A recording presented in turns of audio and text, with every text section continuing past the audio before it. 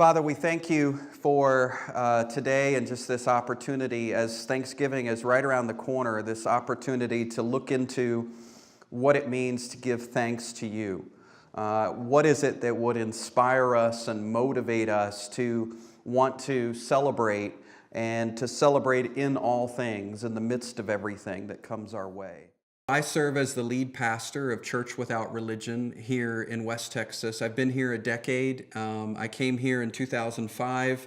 I also serve as a professor at Texas Tech in linguistics. My passion is to communicate this message of God's grace and God's love and really see people who sometimes have been hurt by church or, just through misunderstanding what the Bible's really about. Catherine and I met at University of Illinois in a group called Graduate InterVarsity Christian Fellowship. It was basically a group of graduate students that were looking to connect. Andrew's really smart. Anybody who has a PhD in applied linguistics, anybody who was an endowed chair at the University of Notre Dame at the age of 27 has to be pretty smart. But coming from Canada, I had never met anybody who didn't think climate change was real. Growing up, I thought that all environmental concerns were basically the same. I mean, bathe in a stream, wear hemp, save the whales, save the trees. All of that stuff I lumped into one category and labeled it as a liberal agenda, and I just thought, well, I need to dismiss all of this. The watershed moment probably was when the tide turned, was when we went together to NASA's website and he downloaded the temperature data from NASA and he put it into Excel on his own computer and he plotted it. Looking at NASA's data, that helped.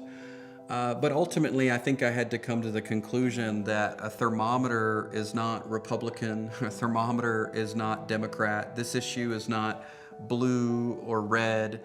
This issue is really green. This issue is one that's independent of politics.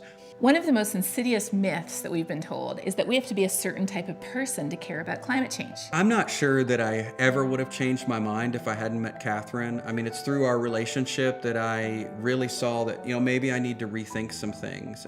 My hope is that by acting on climate, we will pave the way to a better world. We all want a world where energy is clean and it's never going to run out on us.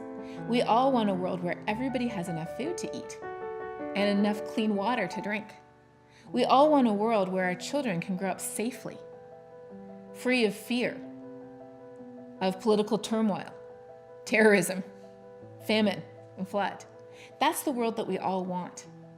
And that's the world that we can get when we invest in clean energy.